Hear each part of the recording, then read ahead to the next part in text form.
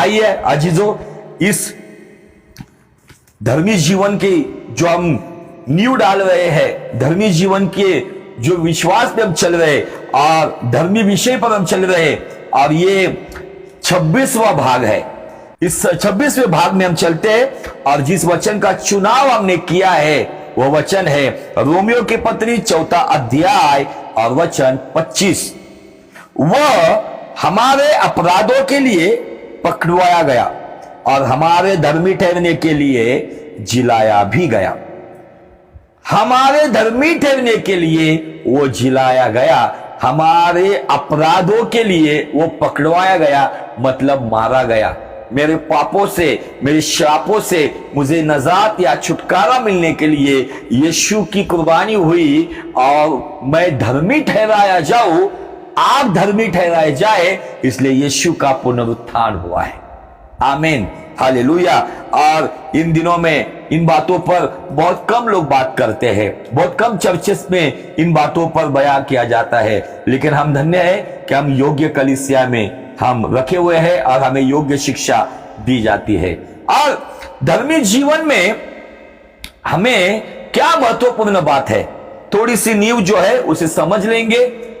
धर्मी ठहराए तो गए हैं, धर्मी स्कूल में दाखला तो दिया गया है, लेकिन क्या धर्मी जीवन में बढ़ रहे हैं? और अगर स्कूल कॉलेज में बढ़ते बढ़ते उस व्यक्ति को उस डिग्री को प्राप्त करना पड़ता है, उसी तरीके से हमें एक छात्र के अनुसार, एक छात्रा के अनुसार, स्टूडेंट के अनुसार हमें भी सीखते हुए, निर्णय लेते हुए, नाना प्रकार की समस्याओं में, नाना प्रकार के उन संकटों में, कलेशों में, परीक्षाओं को देते हुए, धर्मी जीवन को बरकरार रखते हुए, पवित्रता की चाल चलते हुए हमें भी आगे बढ़ना है। कुछ लोग धर्मी जीवन में एक ही कक्षा में बैठे हुए, उनसे परमेश्वर कोई प्रकार की जबरदस्ती नहीं करता है, वो वहां पर बैठे, नो प्रॉब्लम। लेकिन अगर जिसको परमेश्वर से प्रेम है, जो उसके प्रेम को जानता है, वो पढ़ा लिखा हो या एजुकेटेड हो, वो साधारण हो, वो गांव का हो, शहर का हो, भारत का हो या भारत के बाहर का हो, लेकिन धर्मी जीवन में बढ़ने के लिए हमें धर्मी निर्णय लेने होंगे। धर्म के वचन हमें पता होना चाहिए। इंसान में बनाए हुए धर्म के बारे में बात नहीं कर रहा हूं मैं, इंग्लिश में जिसे राइचियसनेस कहा जाता है, इंग्लिश में धर्मी को जो इसको राइचियस कहा जाता है, इन बातों पर हम देख रहे हैं।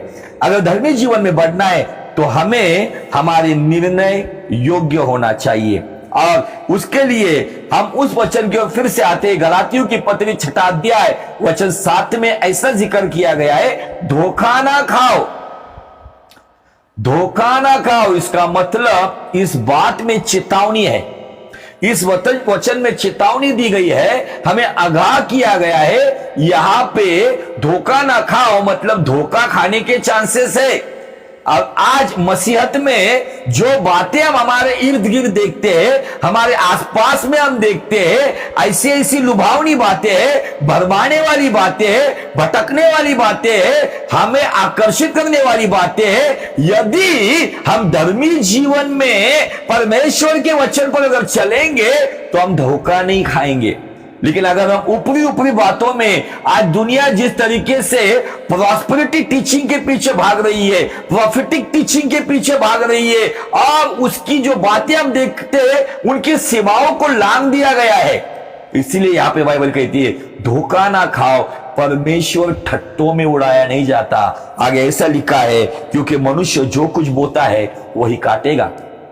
8 वचन कहता है, क्योंकि जो अपने शरीर के लिए बोता है वो शरीर के द्वारा विनाश की कटनी काटेगा, जो आत्मा के लिए बोता है वो आत्मा के द्वारा अनंत जीवन की कटनी काटेगा। इसका मतलब शरीर का बोना शरीर के द्वारा विनाश लेकर आएगा, आत्मा का बोना आत्मा के द्वारा इस जीवन के बाद अनंत जीवन में लेकर जाएगा।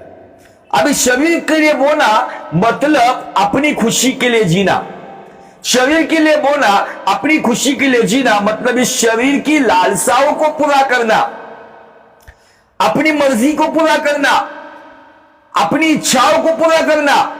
लेकिन यीशु मसीह ने स्पष्ट रीति से कहा है, जो कोई मेरे पीछे आना चाहता है वो अपना सूली को उठाए अपना क्रूस उठाए और अपने आप का इनकार, शरीर का इनकार, अपनी इच्छाओं का इनकार, अपनी खुशी का इनकार करते हुए जो कोई मेरे पीछे आएगा वो मेरा चेला है, जो कोई नहीं आएगा वो मेरा चेला हो नहीं सकता।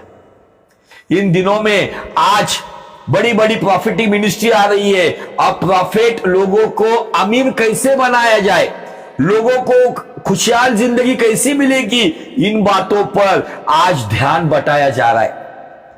आज आप सोच नहीं सकते, ऐसी ऐसी बातें, बेवकूफी बातें इंसान को कहीं ना कहीं मसीह की जो पहली रखी हुई नींव है, उस नींव से, फंडामेंटल टीचिंग से, जो मूलभूत शिक्षा से उन्हें कहीं ना कहीं परे कर रही है, उनको दूर लेकर जा रही। इसीलिए बाइबल कहती धोखा ना खाओ, परमेश्वर ठट्टों में उड़ाया नहीं जाता। आज अन्य जातियों में मसीहत की ठट्टा उड़ाई जा रही। क्यों? क्योंकि आज अगर आप देखेंगे भारत में हाहाकार मचा हुआ है। धर्मांतर का जो कायदा बनाया गया है उसको मान्यता दी जा रही है, सम्मति दी जा रही है।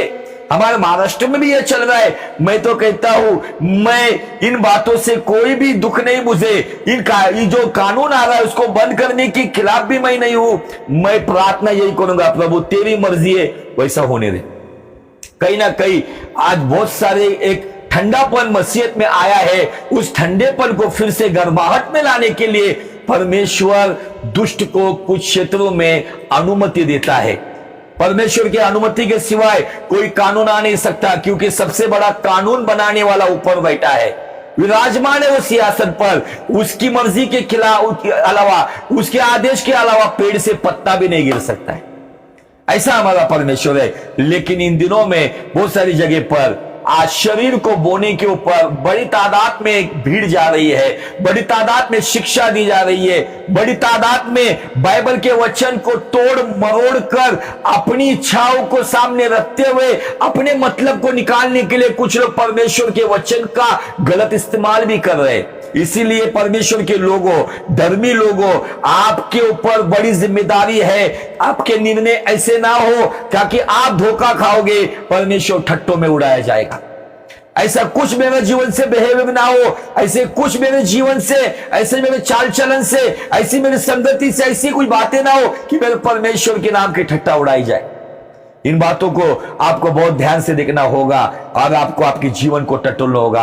अगर मैं मेरे शरीर के लिए बोता हूं तो बाइबल स्पष्ट कहती है कुछ दिनों के लिए आपको अच्छा लगेगा, कुछ दिनों के लिए आपको बहुत अच्छा महसूस होगा, लेकिन यही आपकी बोई हुई बातें शरीर के द्वारा ही विनाश की कटनी को लेकर आएगा।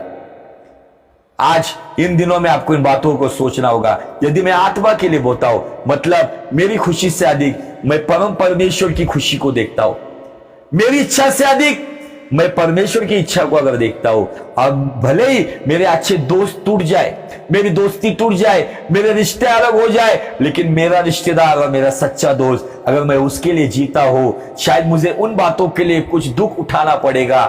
बाइबल कहती है पौलुस तीमुथियुस के द्वारा, मसीह के लिए दुख उठा, लेकिन आज सारे सुख उठाने की शिक्षाएं आ रही है। लैविश लाइफ के बारे में बताया जा रहा है, अच्छी अच्छी बातों के बारे में बताया जाएगा। तुमको करोड़ों रुपए मिलेगा, तुमको अमेरिका का वीजा मिलेगा, तुमको फलानी चीज मिलेगी। परमेश्वर मुझे यह दिखा रहा है। आज के प्रॉफिट्स को केवल भौतिक बातें दिखाई जा रही है, आत्मिक बातें कुछ नहीं दिख रही है, मनुष्य का पाप नहीं दिख रहा है। प्रॉफिट का उद्देश्य, सेवक का उद्देश्य लोगों को खुश या लोगों को अमीर करना या चंगाई देने के लिए नहीं है। तो हर एक सेवक का, फिर वो प्रॉफिट हो, अपोस्टल हो, इवांजेलिस्ट हो, पास्टर हो, टीचर हो, कोई भी हो, हर एक सेवक का उद्देश्य बाइबल कहती है जो खुदा से दूर गए हैं उन्हें खुदा के करीब लेकर आए। हालेलुया। लेकिन आज संसार की बातों का डामडौल बताया जा रहा है, संसार की बातों की, हर एक संसार की बातें दिखाई जा रही है, लैविश लाइफ बताई जा रही है। जो खुदा के पास है उन्हें खुदा से दूर किया जा रहा है। आज इन दिनों में हमें इन बातों को देखना होगा। और ये बातें मैं बार बार क्यों कह रहा हूं पता है? क्योंकि आज आपको मुझे हर दिन देखना है। मेरा जो लिया हुआ निर्णय, बोना मतलब निर्णय, शरीर के क्षेत्र में लिया हुआ निर्णय मेरी संतुष्टि के लिए, मेरे परिवार की संतुष्टि के लिए, मेरे लोगों की संतुष्टि के लिए अगर मैं निर्णय ले रहा हूं, लेकिन वो निर्णय according to Bible, according to word, according to heaven, अगर वो निर्णय गलत है तो मुझे वो निर्णय बदलना पड़ेगा। भले मेरे अपने खुश होना हो, लेकिन मेरा अपना, मेरा परमेश्वर जिसके राज्य में मुझे जाना है, मुझे उसको खुश करना है। आज इन दिनों में इन बातों के ऊपर आपको ध्यान देना है। आज हमें हमारा साथ जो देता है, जिसने हमारे साथ वायदा किया है कि सृष्टि के अंत तक मैं तुझे अनाथ नहीं छोड़ूंगा, मैं तेरे साथ हूं। आज निर्णय ये बोने के ऊपर दर्शाया गया है। मेरा निर्णय आत्मिक क्षेत्र में है या मेरा निर्णय शारीरिक क्षेत्र में।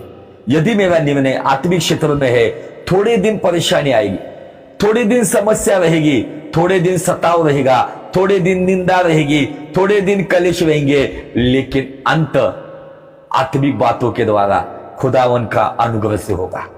Hallelujah, praise the Lord. और हम निर्णयों के ऊपर देख रहे हैं, उसके साथ साथ हम धर्मी व्यक्ति के जीवन के जो 5 मूल स्वभाव है, जो याकूब 5:16 में हमको दिखते हैं। क्या कहता है याकूब 5:16? इसलिए तुम अपने अपने आपस में एक दूसरे के सामने अपने अपने पापों को मान लो और एक दूसरे के लिए प्रार्थना करो, जिससे कि तुम चंगे हो जाओ। धर्मी जन की प्रार्थना के प्रभाव से बहुत कुछ हो सकता है। इस एक ही वचन में यहां पे हमें दिखता है पापों को मानना मतलब क्षमा करना, क्षमा मांगना। दूसरी बात, क्षमा करने के बाद, क्षमा मांगने के बाद एक दूसरे के लिए प्रार्थना करना, जिससे कि हम चंगे हो जाओ। ये शारीरिक चंगाई की बात नहीं बाबा।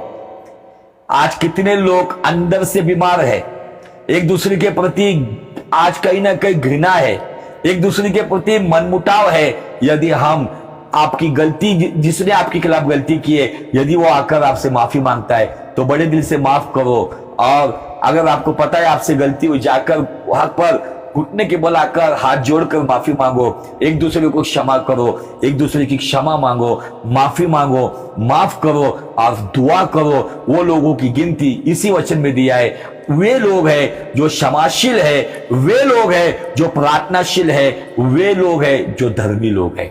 और ऐसा लिखा है, धर्मी जन की प्रार्थना के प्रभाव से बहुत कुछ हो सकता है। अब तक जो हुआ नहीं ना, वो जरूर परमेश्वर करेगा, यदि मैं धर्मी पायदान पर हूं। इसलिए धर्मी व्यक्ति के जीवन का जो पहला पड़ाव अगर क्या है, पहली नींव अगर क्या है, तो वह है क्षमाशील जीवन। अगर मैं क्षमाशील नहीं हूं ना, तो मुझे मसीह कहलाना पूरी तरह से गलत होगा। लालत है उस मसीह जीवन पर, यदि मेरे अंदर क्षमाशीलता नहीं। इसका मतलब अगर मेरे अंदर क्षमाशीलता नहीं है, तो मेरे अंदर कहीं ना कहीं उस व्यक्ति के प्रति क्रोध, गुस्सा और कड़वाहट है। आपका नुकसान करके जाने वाला व्यक्ति हो, आपके साथ गद्दारी करने वाला व्यक्ति हो, आपके खिलाफ बगावत करने वाला व्यक्ति हो, आपको बदनाम करने वाला व्यक्ति को ना हो, उसके प्रति आपके मन में कुछ मनमुटाव या कड़वाहट नहीं होनी चाहिए। यदि अगर आप एक सच्चे प्रार्थना योद्धा हो, तो प्रार्थना योद्धा के जीवन में किसी के प्रति मनमुटाव नहीं होना चाहिए। हमारे जीवन में, सेवकों के जीवन में, आपके जीवन में ऐसी परिस्थितियां आती है, लेकिन भले वो रिश्ते आपसे दूर चले गए, भले उस व्यक्ति ने आपका नुकसान करके दूर, नो प्रॉब्लम, भले वो आपसे दूर है, लेकिन आपकी प्रार्थना में उन लोगों के प्रति जो कड़वाहट है, उसकी दीवार नहीं बननी चाहिए। उस दीवार को गिरा दो। आपको पता है क्या, एक टीवी के ऊपर एक एड आती थी, अंबुजा सीमेंट की दीवार। 2 भाइयों के बीच में एक दीवार चुनवा दी गई थी और वहां से छोटा भाई बड़े को देखता था, बड़ा भाई छोटे को। एक बार दोनों भाई दीवार की ओर आकर आंसुओं के साथ एक दूसरे के सामने अपने पापों को अंगीकार करते। उस एड का मैं आपको थोड़ा सा बिब्लिकल मतलब बताना चाहता हूं।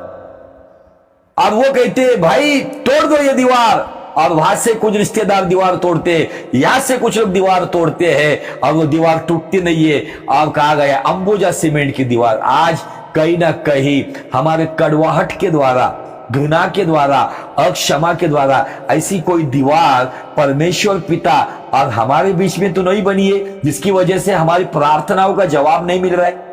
आज उस दीवार को अगर तोड़ना है, तो आप जिसके खिलाफ गलत चले हो, उसकी भी जाकर माफी मांगो, और जो माफी मांगने आया है उसको बड़े दिल से माफ करो और एक दूसरे के लिए दुआ करो, तब जाकर आप अंदरूनी क्षेत्रों में चंगे हो जाओगे। और जब उसके बाद आप प्रार्थना करोगे तो यह प्रार्थना के प्रभाव से बहुत कुछ होगा। आमीन, हालेलुया, प्रेज़ द लॉर्ड। ये दो स्वभाव नए नियम के अनुसार है जो परमेश्वर के पुत्र ने हमें सिखाए हैं। पुराने नियम के अनुसार रोमियो की पत्री 3 अध्याय और वचन 10 से आगे ऐसा लिखा है, धर्मी कोई नहीं, एक भी नहीं। और बहुत सारे लोग इस वचन का गलत इस्तेमाल करते हुए अपना उल्लू सीधा करते हैं और अपने पाप पर पर्दा डालते हैं। लेकिन ये वचन की पूंछ पकड़कर केवल पूंछ दिखाकर हाथी दिखा नहीं सकते। हाथी दिखाने के लिए हाथी का हर पुर्जा दिखना चाहिए। आमीन। तो ऐसा लिखा है आगे, समझदार कोई नहीं, खुदा को ढूंढने वाला कोई नहीं, और आगे दिया है भलाई करने वाला कोई नहीं। इसका मतलब व्यवस्था के पहले और व्यवस्था के बाद पुराने नियम में परमेश्वर अब्राहम हो गया, परमेश्वर नूह को हो गया, परमेश्वर दाऊद हो गया। जो व्यक्ति के बारे में परमेश्वर ने धर्मी होने के बारे में जिक्र किया है, उन लोगों के भीतर परमेश्वर ने समझदारी, खुदा की खोज और भलाई के काम करने वालों को व्यवस्था के पहले और व्यवस्था के बाद परमेश्वर ने इन बातों को देखा है। इसीलिए धर्मी कोई नहीं, इसका मतलब समझदार कोई नहीं इसलिए धर्मी कोई नहीं, खुदा को ढूंढने वाला कोई नहीं इसलिए धर्मी कोई नहीं, भलाई करने वाला इसलिए धर्मी कोई नहीं। लेकिन यदि हम परमेश्वर के कलाम के अनुसार, यदि हम पहली जो पायदान है, यदि हम क्षमाशील है, यदि हम प्रार्थनाशील है, तो ही हम समझदार है। अगर हम समझदारी से निर्णय लेते तो ही हम खुदा को खोजेंगे। परिस्थितियों में, हालातों में, कलेश में, संकट में, बीमारी में हम इंसान को नहीं ढूंढेंगे, हम खुदा को ढूंढेंगे। और उसके साथ साथ हम आखिरी पायदान पे भलाई करेंगे। तो धर्मी व्यक्ति के पास स्वभाव, नंबर 1 क्षमाशीलता, नंबर 2 प्रार्थनाशील, नंबर 3 समझदारी, नंबर 4 खुदा की खोज, और नंबर 5 पे आता है भलाई। आखिरी में दिया है भलाई। और आज इन दिनों में मैं बताना चाहता हूं, कुछ लोग बाइबल के अनुसार भलाई बहुत कम करते हैं और दुनिया के अनुसार भलाई बहुत बड़ी करते हैं। यीशु मसीह ने क्या कहा कि जब तू किसी को कुछ दे तो तुरई मत बजा।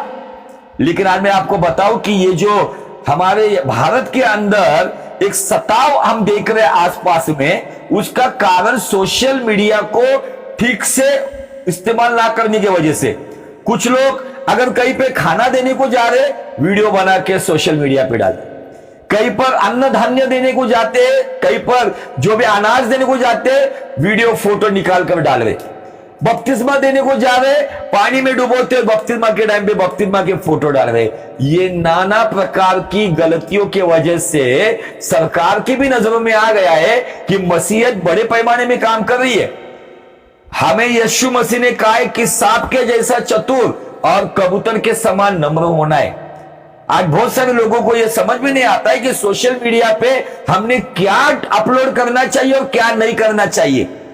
आज अपनी भलाई के काम, अनाथ आश्रम में जा रहे, फोटो डाल रहे, वीडियो डाल रहे, गरीबों को खाना खिला रहे, वो भी वीडियो आ रहा है। इसकी वजह से क्या हुआ, आज लोगों के नजर में यह आ रहा है, इसलिए धर्मांतर विरोधी कानून को आज इसलिए लेकर आ रहे क्योंकि लोगों को समझ में आ रहा है हम लोगों ने खुद होके उनके हाथ में ये सारे सबूत दिए हैं। हमारे अनेक चर्चेस के वीडियोस आते हैं, लड़कियां नीचे गिर रही है, औरतें नीचे गिर रही है, वो चिल्लाना पुकारना, इन लोगों को ये बातें पता नहीं है, लेकिन हम बड़े पैमाने में इसको एडवर्टाइज करने में लगे हुए हैं। और इन्हीं बातों का नतीजा आज बहुत सारी जगह पर आज सताव को लेकर आ रहा है। आपको काम करना है, परमेश्वर को दिखाने के लिए कीजिए। सोशल मीडिया का इस्तेमाल वचन का प्रचार करने के लिए करो, सुसमाचार के लिए करो, अन्यथा मत करो। हालेलुया। किसी आपके चर्च में कितनी भीड़ आती है, वो भीड़ दिखाने के लिए भी मत करो। बहुत सारे लोग वीडियो चलता है, भीड़ दिखाते रहते, कोई बहन कोई भाई चुपके से आया हुआ होता है, उसके घर में पता नहीं होता है, उसके गांव में, उसके एरिया में उस व्यक्ति के ऊपर सताव शुरू होता है। क्यों? कि हमारी बेवकूफी की वजह से, हमारी मूर्खता की वजह से। इसलिए इन बातों को आपको और मुझे समझना होगा। तो आज ही जो हमने अब्राहम के निर्णयों को देखा है, अभी हम देख रहे मूसा के निर्णय। और मूसा के निर्णयों के लिए हमने इब्रानी की पत्री 11 अध्याय और वचन 24 से शुरू किया। विश्वास ही से मूसा ने सयाना होकर फिरौन की बेटी का पुत्र कहलाने से इनकार किया। बाइबल यहां पे कहती है मूसा ने विश्वास से सयाना हुआ। इसका मतलब आज हमारे मसीहत में आज हम विश्वास तो कर रहे, लेकिन क्या विश्वास से हम सयाने हुए क्या? इसको अगर हमें समझना है तो एक और शब्द में बताना चाहता हूं, आत्मिक परिपक्वता, आत्मिक प्रौढ़ता। आज क्या हुआ है कि इन्हीं बातों की ये मैच्योरिटी आज हमारे मसीहत में ना होने की वजह से कोई भी आकर बकबक करके चला जाता है, कोई भी आकर कुछ भी प्रचार करके चला जाता है, कोई भी आकर कुछ भी भविष्यवाणी देकर चला जाता है, और हमारे लोग आमेन आई रिसीव इट बोलकर जोर जोर से पुकारते हैं। लेकिन मैं आज आपको एक बात बताना चाहता हूं कि हमें जो आज देखने वाले, आप किसी भी उम्र के क्यों ना हो, आप 10 साल से मसीह में हो या 10 महीने से मसीह में आए हो, लेकिन नंबर 1, जब तक आप सयाने नहीं होंगे तब तक आप आगे बढ़ोगे नहीं। समझ में आ रहा है जो बात मैं बता रहा हूं?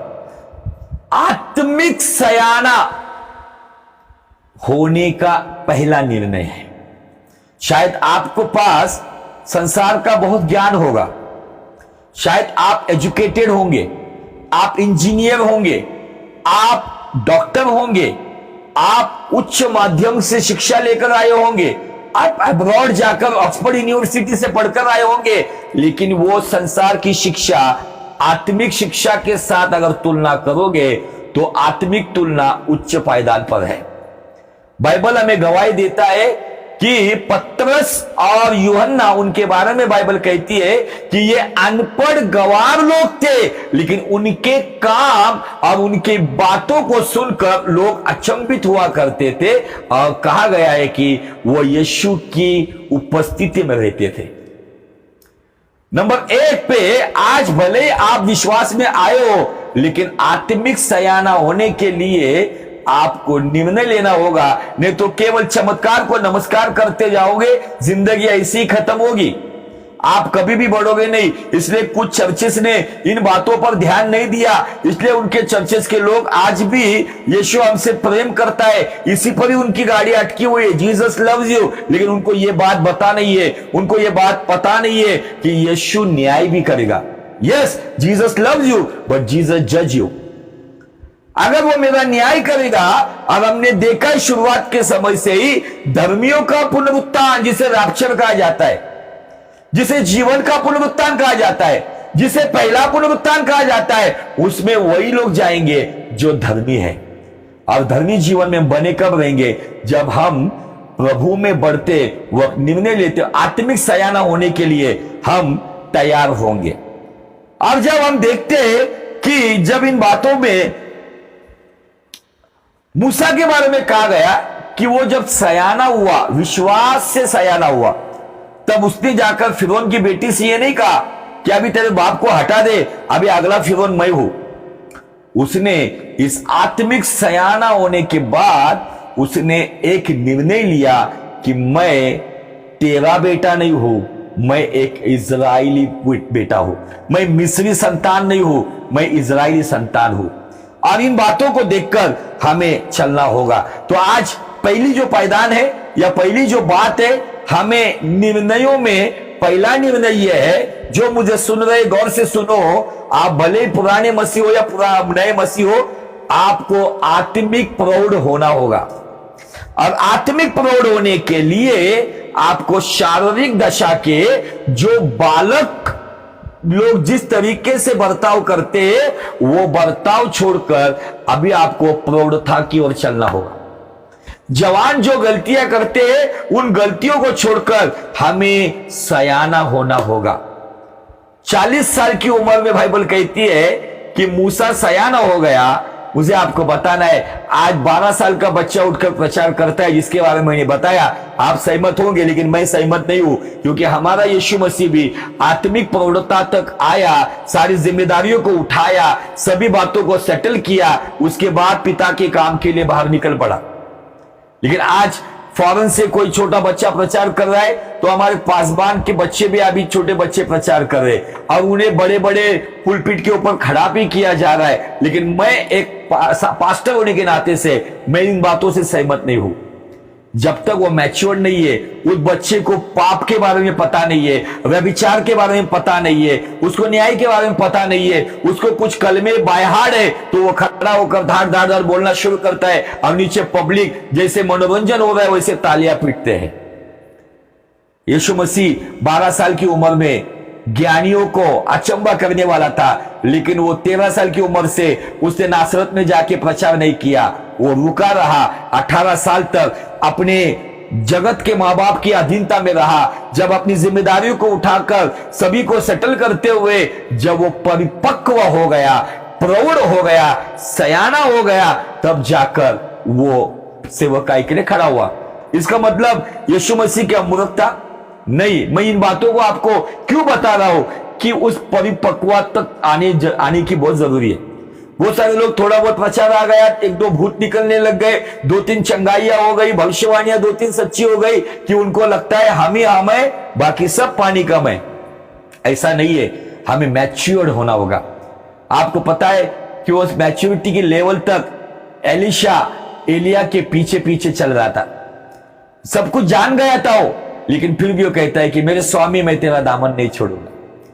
वो इतना चिपका हुआ था, पूरा उसने उसके पास से ले लिया, अभिषेक ले लिया, सारा ज्ञान ले लिया, सभी बातों का अनुभव ले लिया, लेकिन उसको छोड़ने को तैयार नहीं था। लेकिन आज इन दिनों में ये बातें बहुत कम दिखाई पड़ती है।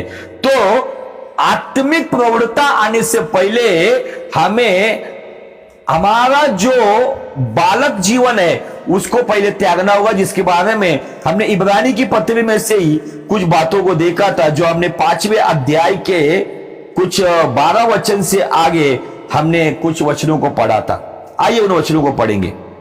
समय के विचार से तो तुम्हें गुरु हो जाना चाहिए था, तो भी यह आवश्यक हो गया है कि तुम्हें परमेश्वर के वचनों की आदि की शिक्षा फिर से सिखाए। आदि की शिक्षा मतलब मूलभूत शिक्षा, फंडामेंटल टीचिंग। आज क्या हुआ है, फंडामेंटल टीचिंग मसीहत भूल रहा है। और अभी जो वेस्टर्न कंट्री से जो आ रहा है, साउथ अफ्रीका से कुछ आ रहा है, हमारे भारत के साउथ इंडिया से आ रहा है, नॉर्थ इंडिया से आ रहा है, बड़ी बड़ी भीड़ वाले चर्च से आ रहा है, उन शिक्षाओं को लोग अपना रहे हैं और आदि की शिक्षा भूल रहे हैं। इसीलिए वो कहता है कि तुम्हें फिर से सिखाने की जरूरत। तुम तो ऐसे हो गए हो कि तुम्हें अन्न के बदले अब तक दूध ही चाहिए।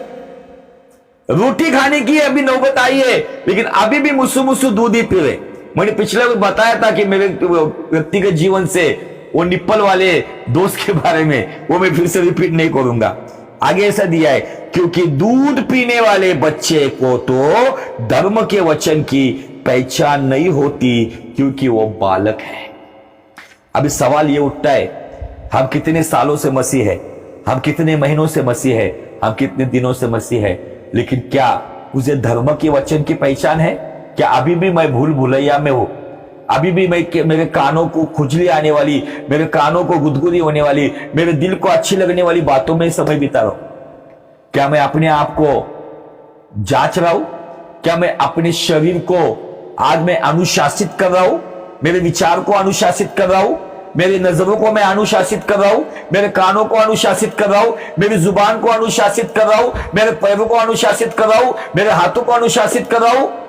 क्या अभी भी मैं बालक के जैसे हूं? बालक का नाक साफ करना पड़ता है, बालक का पॉटी साफ करना पड़ता है, बालक को डायपर लगाना पड़ता है, बालक को नहलाना धुलाना पड़ता है, लेकिन एक परिपक्व व्यक्ति अपना सब काम खुद करता है। इसी प्रकार से क्या आत्मिक परिपक्वता की दशा में मैं आया हूं? क्या यह सवाल मैं आपके सामने रख रहा हूं, क्या धर्म का वचन आपको, धर्म के वचन की पहचान है आपको? धर्म का वचन क्या है? यीशु आया, मारा गया, गाड़ा गया, जिलाया गया, पिता की दाहिनी ओर जाके बैठ गया। यीशु आने वाला है, इधर तक ही। यीशु के आने के पीछे का मकसद क्या था? यीशु ने इस जगत में आकर बलिदान क्यों दिया? यीशु का पुनरुत्थान निश्चय में धर्मी बनाता है, लेकिन मसीह हमारे अंदर दिखाई पड़ रहा है क्या? क्या अभी तक हम उन्हीं बातों पे पड़े हुए? सुबह के नाश्ते की प्रार्थना, रात की खाने की प्रार्थना, सोते वक्त बेड के ऊपर की प्रार्थना, धन्यवाद प्रभु आज का दिन दिखाया, धन्यवाद प्रभु दिन भर संभाला, धन्यवाद प्रभु खाने को दिया, गुड नाइट स्वीट ड्रीम। आज थोड़ा सा सुनने के लिए कड़वा है, लेकिन आज आपको और मुझे जानना होगा कि क्या मैं बालक की दशा में हूं या मैं आगे बढ़ रहा हूं। अभी जो आगे वचन में पढ़ूंगा उस पर थोड़ी देर बात करूंगा। 14 वचन, इब्रानी 5:14 क्या कहता है? पर अन्न सयानों के लिए है। किसके लिए? सयानों के लिए। और हम देख रहे पहली पायदान, सयाना होने का निर्णय। बहुत सारे लोग बाइबल स्टडी में बहुत कम तादाद में आते, बहुत सारे लोग उपवास प्रार्थना में बहुत कम अटेंडेंस रहती है, क्योंकि वो लोग दुनियादारी में फंसे रहते हैं। उनको शादी ब्याह के लिए छुट्टी लेने के लिए बोलो, वो शादी ब्याह के लिए तुरंत 10 दिन की छुट्टी ले लेंगे। लेकिन अगर चर्च कहता है फास्टिंग प्रेयर है, एक छुट्टी निकालो, तब वो कहते हैं नहीं बॉस ये कहेगा काम का प्रॉब्लम है, इसका लोड है, उसका लोड है। क्यों? आज आत्मिक सयाना होने के लिए कोई तैयार नहीं है, लेकिन संसारिक सयाना होने के लिए लोग अपना समय बर्बाद कर रहे, प्रोजेक्ट सीखने के लिए समय दे रहे, नाना प्रकार की रेसिपी सीखने के लिए समय दे रहे। लेकिन क्या मैं आत्मिक सयाना होने के लिए समय दे रहा हूं? क्या मैं बाइबल स्टडी में बैठ रहा हूं? मैं सच में जो सिखाया जा रहा है उसके ऊपर, जो प्रचार किए जाते हैं, क्या उसके ऊपर मैं बिरिया की कलीसिया के जैसे मैं अध्ययन और मनन चिंतन करता हूं क्या? तब जाकर हम आत्मिक सयाने होंगे। आगे देखो, बहुत बेहतरीन बात दिखा है। अन्न तो सयानों के लिए है जिनकी ज्ञानेंद्रिया को समझते हैं ना, सेंस, 5 सेंस। जैसे हमारे अंदर 5 सेंस है, छूना, स्वाद लेना, सूंघना, देखना। ये जो ज्ञानेंद्रियों के बारे में दिया है, उनकी ज्ञानेंद्रिया अभ्यास करते करते भले बुरे के भेद करने में निपुण हो गई है। समझ में आ रहा है मैं जो बात बता रहा हूं आपको? बाइबल कहती है उनकी ज्ञानेंद्रिया वो अभ्यास करती है। अभी ये ज्ञानेंद्रियों का और अभ्यास का क्या संबंध है? अगर मेरा हाथ, मुझे बचपन से पता है कि इस हाथ से मुझे कुछ उठाना है, इस हाथ से मुझे ताकत लगानी है, इस हाथ से मुझे खाना है, इस हाथ का इस्तेमाल काम के लिए करना है, ये पैर का इस्तेमाल मुझे चलने के लिए करना है, आंखों का इस्तेमाल, ये बताने की जरूरत है। लेकिन आज मसीहत में जो सयाने नहीं हुए हैं, उनके ज्ञानेंद्रियों को, मतलब उनके आत्मिक ऑर्गन्स को, स्पिरिचुअल ऑर्गन्स को, आत्मिक ज्ञानेंद्रियों को अभ्यास की जरूरत है। जब आप अभ्यास करते करते जाओगे, तब जाकर भले और बुरे में भेद करने में आप निपुण हो जाओगे। 2 बातें हैं, नंबर 1 अभ्यास और नंबर 2 निपुण होना। एक सयाना व्यक्ति कब बनता है? एक सयाना व्यक्ति तब बनता है जब उन बातों की वो प्रैक्टिस करता है, प्रैक्टिस करता है, प्रैक्टिस करता है, प्रैक्टिस करते करते करते वो निपुण हो जाता है। हमारे भारत की जो पहली मैराथन में भारत को जिसने जीत दिलाई, पीटी उषा, वो कितने सालों तक दौड़ रही थी। आपको एक बात बताओ, क्या पीटी उषा उस वक्त टीवी वगैरह नहीं थे, रेडियो के ऊपर चल रहा था। और ऐसा कहा गया है, मैंने उन एक जगह पर पढ़ा कि, मैं आपको एक बहुत सुंदर बात उसमें की बताना चाहता हूं। पीटी उषा दौड़ रही थी ओलंपिक में, और रेडियो के ऊपर न्यूज आ गई, पीटी उषा जीत गई, सब भारत में जल्लोष हो गया, सब भारत खुशियां मना रहा था। लेकिन थोड़े ही समय में वो खबर बदल दी गई। क्या खबर आई पता है? पीटी उषा सबसे आगे दौड़ी, लेकिन जो दौड़ते वक्त हर एक जो दौड़ने वाला जो प्लेयर होता है, उसको अपनी मर्यादा दी गई थी। लेफ्ट साइड की लाइन, दाई लाइन और बाई लाइन, उस लाइन के अंदर अपने ही क्षेत्र में भागना होता है। लेकिन पीटी उषा जोश में ऐसी दौड़ रही थी, दौड़ते दौड़ते उसने अपना ट्रैक चेंज किया, भले विनिंग पोस्ट को क्रॉस किया, लेकिन उसने कानून को तोड़कर नियम को तोड़कर जीत हासिल की, लेकिन उसे उसके पास दिया गया वो जो मेडल था उसके पास से ले लिया गया। अब वो श्रीलंका का एक प्लेयर थी, उसको दे दिया गया क्योंकि 2 नंबर पे आई, वो अपने ट्रैक में दौड़ रही थी। अब यहाँ पे 2 बातें हमें दिखती है। क्या दिखती है? हमारे ज्ञानेंद्रियों को अभ्यास करते करते भले बुरे में जो भेद है इसमें हम निपुण हो जाते हैं। पीटी उषा ने जोश तो दिखाया लेकिन होश खो दिया। आज ऐसे कितने सारे पुराने मसीह है जो जोशीले हैं लेकिन उन्होंने होश गंवा दिया है। उनको लग रहा है कि वो जीत रहे लेकिन गलत राह पे भाग रहे। जो मूलभूत शिक्षा है, जो फंडामेंटल टीचिंग है, जो ज्ञानेंद्रियों का सही अभ्यास है, उसको छोड़कर जमाने के साथ कुछ दौड़ रहे। शायद जमाना देखता होगा हाँ ये जीते हुए लोग हैं, लेकिन स्वर्ग देखता होगा कि ये दौड़ तो रहे लेकिन गलत ट्रैक में, गलत शिक्षा में, गलत राह पे चल रहे। ये विषय बहुत लंबा चलने वाला विषय मैंने इसलिए शुरुआत में ही बताया था। इस विषय के लिए जितना समय दो उतना कम है, क्योंकि मैं इस विषय पर मेरे चर्च को लगभग साल भर के ऊपर मैंने पढ़ाया है। धर्मी जीवन के अंदर ये ऐसे भेद रखे हुए हैं। अगर मुझे निर्णय लेना है, मूसा ने निर्णय लिया, पहले वो सयाना हुआ, उसने उस शिक्षाओं को ग्रहण किया और फिर जाकर उसने दूसरा निर्णय लिया, फिरौन की बेटी का पुत्र कहलाने का इनकार किया। लेकिन हम पहले निर्णय पर ही अटके हुए। सवाल यह उठता है, परमेश्वर के लोगों, अपने आप को पूछो, क्या धर्म के वचन की पहचान है? क्या अभी भी हम दूध पी रहे?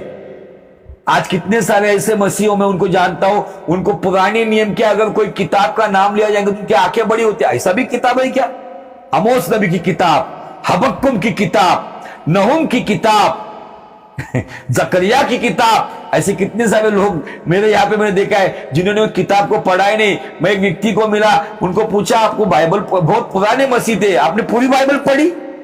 उन्होंने स्पष्ट रीति से कहा, नहीं पास्टर जी, मैं रोज ये फलाने ये साम्स पढ़ता हूं, उसके बाद एक आधा पुराने नए नियम का, मत्ती, मार्क, लूक का एक आधा अध्याय पढ़ता हूं, बस।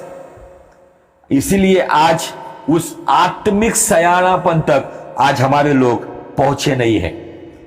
आज इन बातों को हमें समझना होगा। जब हम हमारे ज्ञानेंद्रियों को अभ्यास करने की जब आदत लगाते हैं, तब जाकर भला बुरा, योग्य अयोग्य शिक्षा, सही शिक्षा, गलत शिक्षा, खरी शिक्षा, झूठी शिक्षा हम समझेंगे, तब जाकर हम निपुण होंगे। और जब हम निपुण होंगे तब हमें कोई भरमाएगा नहीं। अगर हमको कोई भरमाएगा नहीं तो गलाती 6:7 के अनुसार हम धोखा खाएंगे नहीं, परमेश्वर ठट्टों में उड़ाया जाएगा नहीं, परमेश्वर ठुट्टे में उड़ाया जाएगा नहीं। हम आत्मा के लिए बोएंगे और आत्मा के द्वारा अनंत जीवन की कटनी पाएंगे। अगर ज्ञानेंद्रियों को जब हम अभ्यास करने की आदत लगाते तो क्या होता है पता है? तब हम आत्मिक प्रेरणा में चलते हैं। तब क्या होता है पता है? हम आत्मिक अभ्यास करते हैं। तब क्या होता है पता है? हम आत्मिक जो हेवी फूड खाया जाता है, भारी अन्न खाना शुरू कर देते हैं, रोटी खाना शुरू कर देते हैं, मांस तोड़ना शुरू कर देते हैं। हमारे दांतों को भी वो आदत लग जाती है। ये 3 बातें होती है। नंबर 1 आत्मिक प्रेरणा, नंबर 2 आत्मिक अभ्यास, नंबर 3 आत्मिक हेवी फूड या भारी खाना, भारी अन्न हम खाना शुरू कर देते हैं। कैसे? हम ज्यादा से ज्यादा समय परमेश्वर की उपस्थिति में रहते हैं, तब परमेश्वर की आत्मा, पवित्र आत्मा की प्रेरणा से चलते हैं। तब क्या होता है पता है? तब हम चलते हम आत्मिक अभ्यास करते हमारे विश्वास की भी परीक्षा हम देना शुरू कर देते, और देते क्या होता है? हमें पवित्र आत्मा का मार्गदर्शन मिलता है। पवित्र आत्मा का मार्गदर्शन जैसे मिलता है, हमारे भीतर आत्मिक स्वभाव में हम निपुण हो जाते हैं, और भले और बुरे का भेद हमें पास्टर जी को पूछने की जरूरत नहीं पड़ेगी। हम खुद निर्णय लेंगे कि ये सही है और ये गलत है। नहीं तो इन दिनों में आपको पता नहीं, हमारे शहरों में नाना प्रकार की गलत शिक्षाएं आई हुई है। यरूशलेम माता बोलकर बड़ी फास्ट उनकी चर्च चल रही है। पुणे शहर के अंदर, महाराष्ट्र में तो आई, पुणे शहर के अंदर उनकी वेल बिल्डिंग 14 चर्चेस है। अब उनकी शिक्षा क्या पता है? वो कहते हैं पिता, पुत्र, पवित्र आत्मा के साथ साथ स्वर्ग में एक लेडीज परमेश्वर है। उसके बाद एक दूसरी डॉक्ट्रिन आई हुई चाइना से। ये जो यरूशलेम माता है वो साउथ कोरिया से आई है। चाइना से एक डॉक्ट्रिन आई है, वो कहते हैं उनका यीशु आकर गया, जो यीशु आने वाला था ना, यीशु आकर गया, वो एक स्त्री है। उसने ये बाइबल को कैंसिल किया है और उसने एक अलग बाइबल दी है। वो लोग उस बाइबल को फॉलो कर रहे और बड़े बड़े पैसे वाले लोग इस डॉक्ट्रिन के पीछे चले गए। आज ये लोग क्यों भरमाए जा रहे? ओनली जीसस आकर भरमा रहा है, यहोवा विटनेस आकर भरमा रहा है, ओनली होली स्पिरिट आया वो भरमा रहा है, यरूशलेम माता आकर आज कलीसिया को भरमा रहा है, ये जो चाइना से आए हुए चमकती बिजली कलीसिया वो भरमा। क्यों? क्योंकि हमारे लोग अभी सयाने नहीं है। उनको जब वचन सिखाया जाता है तो उस वचन के द्वारा वो प्रोत्साहित होते, आकर्षित होते और वहां चले जाते। बहुत सारे मेनलाइन चर्चेस के लोग आज यरूशलेम माता के चर्च को जाने लगे। क्यों पता है? उसके पीछे का एक ही कारण है कि वो सालों से बच्चे ही है, बूढ़े भी बच्चे ही है, जवान भी बच्चे ही है, वो आत्मिक सयाने नहीं हुए। लेकिन आज हमारे लिए ये बोध है, हमारे लिए एक मार्गदर्शन है, हम भरमाए ना जाए, हमारे ज्ञानेंद्रियों को अभ्यास करते करते भले बुरे बातों में हम निपुण हो जाए। इसीलिए आज निर्णय ले लो, धर्मी व्यक्ति बनना है, धर्मी बनाए गए हो लेकिन धर्मी जीवन में बढ़ना है तो मूसा आत्मिक सयाना हुआ, आप आत्मिक सयाने हो जाओ। आज आपको ये निर्णय लेना होगा। एक लास्ट वचन मैं पढ़कर रुकूंगा क्योंकि ये एक वक्त में खत्म होने वाला टॉपिक नहीं है। आप इसके ऊपर स्टडी कीजिए और अगले वक्त आप इन बातों को अच्छी तरह से समझ लीजिए। इफिसियों की पत्री 4 अध्याय और वचन 13 से लेके 15 इन वचनों को हम पढ़ेंगे। जब तक हम सबके सब विश्वास और परमेश्वर के पुत्र की पहचान में एक न हो जाओ और एक सिद्ध मनुष्य न बन जाए और मसीह के पूरे डील डौल तक ना बढ़ जाए, ताकि हम आगे को बालक ना रहे जो मनुष्य की ठग विद्या और चतुराई से और भ्रम की युक्तियों के और उपदेश के हर एक झोंके से उछाले और इधर उधर घुमाए जाते हैं, वरन प्रेम में सच्चाई से चलते हुए सब बातों में उसमें जो सिर है अर्थात मसीह में बढ़ते जाए। अभी 3 वचनों को अगर आप देखेंगे तो ये 3 वचन क्या है पता है? ये तीनों वचन इफिसियों 4:13 से 15, ये तीनों वचन आत्मिक प्रौढ़ व्यक्ति की, आत्मिक सयाने व्यक्ति की परिभाषा है। This is the definition of spiritual matured person. एक आत्मिक सयाने व्यक्ति की यह परिभाषा है। और 13 वचन क्या कहता है? जब तक हम सबके सब विश्वास और परमेश्वर के पुत्र की पहचान में एक ना हो जाए, घुल मिल ना जाए। आज कितने अलग जीवन जीते, घुल मिल गए क्या? इसलिए मैं एक डायलॉग हमेशा बोलता हूं, चर्च में स्वर्गदूत, घर में महाभूत। क्या मैं चर्च में जैसे रहता हूं, क्या मैं समाज में वैसा हूं? क्यों नहीं हूं? क्योंकि मैं अभी भी बालक हूं। क्योंकि यहां पे दिया गया है एक ना हो जाओ और एक सिद्ध मनुष्य बन ना जाओ। और कुछ लोग क्या कहते, चिंता मत करो, हम मनुष्य है, हम कमजोर है, धर्मी कोई नहीं, एक भी नहीं। लेकिन यीशु मसीह का वचन जो पौलुस के द्वारा आया है क्या कहता है कि हम सिद्ध मनुष्य न बन जाए और मसीह के पूरे डील डौल तक ना बढ़ जाए, मतलब मसीह के तरह ना बन जाए। सिद्ध बनना है हमें। यीशु मसीह चरनी में नहीं रहा, यीशु मसीह बढ़ते गया आगे। आज लोगों का यीशु मसीह चरनी में का यीशु मसीह है, इसीलिए क्रिसमस को चरनी के यीशु का, बालक यीशु का एक फोटो लेकर आज लोग बैठे हुए। उनका यीशु बड़ा ही नहीं हुआ, यीशु बड़ा हुआ, यीशु ने बलिदान दिया, यीशु मृत्यु पर जिलाया गया, यीशु स्वर्ग चला गया है और यीशु आने वाला है। लेकिन कुछ लोगों का यीशु बालक ही है, इसीलिए वो आज विश्वास में बालक ही है। आगे बहुत अच्छी बात देखी, 14 वचन देखो, आगे को बालक ना रहे जो मनुष्य की ठग विद्या। ठगा कौन जाता है? एक बालक को ठगा जा सकता है। एक बालक को 5 रुपए की कैडबरी के ऊपर ठगा जा सकता है। एक बालक को 1 रुपए की गोली के ऊपर ठगा जा सकता है। आज यही गोलियां और यही कैडबरीज प्रॉस्पेरिटी टीचिंग के द्वारा, प्रॉफिटिक मिनिस्ट्रीज के द्वारा, भविष्यवाणियों की सेवा के द्वारा बड़े बड़े डॉक्टर्स और बड़े बड़े नाम आ रहे, मेजर प्रॉफिट फलाने फलाने आ रहे। आज बहुत सारे लोग ठगे क्यों जा रहे? इसका कारण कि वो अभी भी बालक दशा में है, बालक दशा में। इसलिए कोई भी शिक्षा आ रही है, कैडबरी दिखा रही है, वो बालक उधर दौड़ रहा है। इसका कारण बालक। आगे बहुत अच्छी बात दी है। और उनके भ्रम की युक्तियां आज ऐसी ऐसी बातों के जो एकदम आकर्षक बातें बताई जाती है, जगत की डिम डॉल दिखाई जाती है और उस भ्रम की बातों में आज फंस जाते हैं। आगे दिया है, और चतुराई से, उनकी भ्रम की युक्तियों से और उपदेश के हर एक झोंके में। आज बहुत सारे लोग हवा के झोंके में, यह हवा क्यों हो रहे पता है? उसका कारण है कि वो अभी तक आत्मिक सयान नहीं है। यहां पे ऐसा दिया है, उपदेश के हर एक झोंके से उछाले और इधर उधर घुमाए जाते हैं। कुछ लोग आज क्यों अनस्टेबल है, अस्थिर क्यों है? कभी इधर जा रहे, कभी उधर जा रहे, यहां भाग रहे, वहां भाग रहे, पंजाब का सुन रहे, केरला का सुन रहे, भीड़ वाली जगह पर जा रहे, तेल पानी के पीछे भाग रहे। क्यों यहां वहां जा रहे? बालक को जब एक साथ अगर आप देखेंगे, एक छोटा बालक जब उसको दो दिशा से अगर बिस्किट या कैडबरी दिखाता है, तब वो उधर भी दौड़ता है, वो भी लेता है, उधर भी दौड़ता है, वो भी लेता है। हवा के जैसे, झोंके के जैसे इधर उधर हो जाता है, अस्थिर हो जाता है। इसका कारण बालक। आज सालों से मसीहत में, लेकिन आज इधर उधर उछल रहे हैं। आज इन बातों को हमें ध्यान देना होगा। और 15वां वचन कहता है, वरन प्रेम में सच्चाई से चलते हुए सब बातों में उसमें जो सिर है अर्थात मसीह में बढ़ते जाए। हमारे पास सब बातों में बढ़ने के लिए टाइम है, लेकिन मसीह में बढ़ने के लिए टाइम नहीं है। तो मैं आपको बताना चाहता हूं, जिंदगी भर हम शरीर से तो हम मैच्योर्ड होंगे, उम्र से तो हम प्रौढ़ होंगे, उम्र से तो हम सयाने होंगे, लेकिन आत्मा में हम बच्चे ही रहेंगे। आपका निर्णय ही है क्या करना है, क्योंकि जो आत्मा के लिए बोता है वो आत्मा से अनंत जीवन काटता है।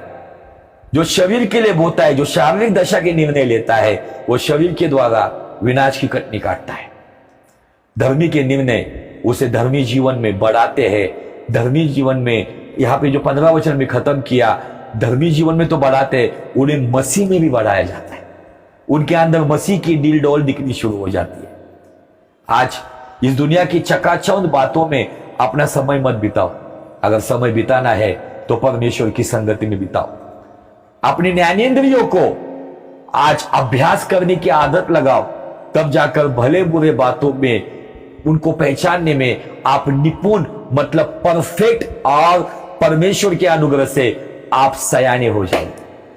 मैंने केवल सयाने होने के ऊपर आज टाइम लिया है, आगे अपने जाना है हमको। फिर उनकी बेटी का इनकार करना, जगत के सुख से अधिक विश्वासियों के साथ मसीह के लिए दुख सहन करना बहुत बाकी है। और लेकिन मैं पहली नींव पर आकर रुका हूं आज, और मैं आपके सामने सवाल छोड़कर जा रहा हूं, क्या हम आत्मिक बालक है? जो बालक नया नया दूध पीता है, क्या हम भारी खाना खाने वाले हैं, भारी अन्न सेवन करने वाले? हमारी खुराक अभी भी मुस्सु मुस्सु दूध पीने वाली है, या हमारी खुराक वचन की रोटी तोड़ने वाली है? सोचो। नहीं तो बालक के बारे में हमने देखा है, बालक भरमाया जाता है, चतुराई के उपदेश से भरमाया जाता है। बालक को कोई भी यहां से वहां भगा सकता है, लेकिन एक परिपक्व सयाना आत्मिक व्यक्ति वो इन गलत बातों में पड़ेगा नहीं। उसको पता है, क्योंकि उसको भोजन जो वो कर रहा है, भारी भोजन वो जो कर रहा है, उसके द्वारा उसके ज्ञानेंद्रियों को अभ्यास करते करते भले और बुरे का ज्ञान होता है और वो निपुण हो जाता है। तो आज हमने देखा है, धर्मी जीवन में तो बढ़ना है, लेकिन धर्मी जीवन में बढ़ते वक्त योग्य निर्णय लेना जरूरी है। और योग्य निर्णय में हमने पहला निर्णय लिया है, क्या मैं आत्मिक सयाना होने का निर्णय ले रहा हूं? ज्यादा से ज्यादा बाइबल पढ़ो, ज्यादा से ज्यादा प्रभु की संगति में बैठो, जितना हो सके आपके चर्च की जो एक्टिविटीज है उस एक्टिविटीज में आप शामिल हो जाओ, बाइबल स्टडीज में शामिल हो जाओ। जितना आप आपकी आत्मा को जो भारी भोजन खिलाओगे उतना आपके ज्ञानेंद्रियों को अभ्यास करने के लिए मिलेगा, और अभ्यास करते करते भले बुरे का ज्ञान आपको होगा और आप सभी बातों में निपुण होंगे, और इसके द्वारा आप आत्मिक सयाने बनोगे। तब जाके फिरौन की बेटी का पुत्र होने का इनकार करोगे। आमीन। प्रभु करे इन वचनों के द्वारा परमेश्वर आपको बहुत बहुत आशीषित करे और आत्मिक सयाना होने का निर्णय लेने के लिए पवित्र आत्मा आपको हर दिन अगुवाई करे। आइए प्रार्थना करते हैं। प्यारे पिता परमेश्वर यीशु नासरी के जीवी जलाली और सामर्थ्य नाम में हम आपको धन्यवाद देते हैं राजा कि आज आपने हमसे बात की। और प्रभु जी, जिन क्षेत्रों में अभी भी हम बालक हैं, आज भी हम बच्चे हैं, उन क्षेत्रों में उन लड़कपन से निकालकर हमें परिपक्वता के लिए आने के लिए, सारी जो बेवकूफी हम कर रहे उन्हें छोड़कर हम गंभीरता से आगे बढ़ने के लिए, धर्मी व्यक्ति तो हम ठहराए गए लेकिन धर्मी क्षेत्र में हम बढ़ने के लिए हमें निर्णय लेना है, और निर्णय यह है कि हमें आत्मिक सयाना होना हो। इसलिए प्रभु सबकी सहायता कर, अगुवाई कर। प्रार्थना करता हूं अगर कोई बीमार है उनको छू लेना, तेरे कोड़े खाने से वो चंगे हो गए। कोई चिंता में परेशान है, कोई समस्या में, उन्हें उन सब बातों से छुटकारा दे। उनका प्रार्थना जीवन, आत्मिक जीवन मजबूत कर, और आत्मिक परमेश्वर अभ्यास करने के लिए, बढ़ने के लिए, मसीह में बढ़ने के लिए तू उनकी सहायता कर। एक सिद्ध मनुष्य बनने के लिए, मसीह के साथ एक जान होने के लिए प्रभु तेरे लोगों की तू अगुवाई कर। सभी को तेरे लहू के अंदर में ढकता हो। इस सेवकाई को, इस कलीसिया को, इस परमेश्वर सेवकाई में जो परमेश्वर आपने चुने हुए लोग रखे हैं, उन्हें सेवक गणों को, विश्वासियों को यीशु के नाम में आशीषित करता हूं। धन्यवाद देता हूं आपने हमसे बात की। सारा आदर, सारी महिमा आपको देते हुए मरकुस 11:24 के साथ सहमत होता हूं। जो मांगा है वो हमने पाया है। यीशु नासरी के नाम में मांगता हूं, सुन और ग्रहण कर पिता। आमीन, आमीन। प्रभु आपको बहुत बहुत आशीषित करे। इस वचन के द्वारा अगर प्रभु ने आपसे बात की है, आपके सवालों के जवाब दिए हैं, शायद आपको प्रोत्साहित किया होगा, शायद आपको छुपाया होगा, शायद हथौड़ा सर में गिरा होगा, तलवार हृदय के आर पार चली गई होगी, किसी को मधु से मीठा लगा होगा, किसी को कड़वा लगा होगा, किसी को रोटी मिली होगी, किसी को पानी मिला होगा। जैसे वचन ने आपके जीवन में काम किया वैसे परमेश्वर के लिए रिस्पॉन्ड करो, और आत्मिक सयाना होने के लिए हर दिन निर्णय ले लो। तब जाकर भले बुरे का ज्ञान आपको होगा और उसमें आप निपुण होंगे। इस वीडियो को हो सके ज्यादा से ज्यादा प्रभु की महिमा के लिए शेयर कीजिए, इस पेज को लाइक कीजिए, और परमेश्वर में, यीशु मसीह में हर दिन बढ़ते रहिए। प्रभु आपको बहुत बहुत आशीषित करे।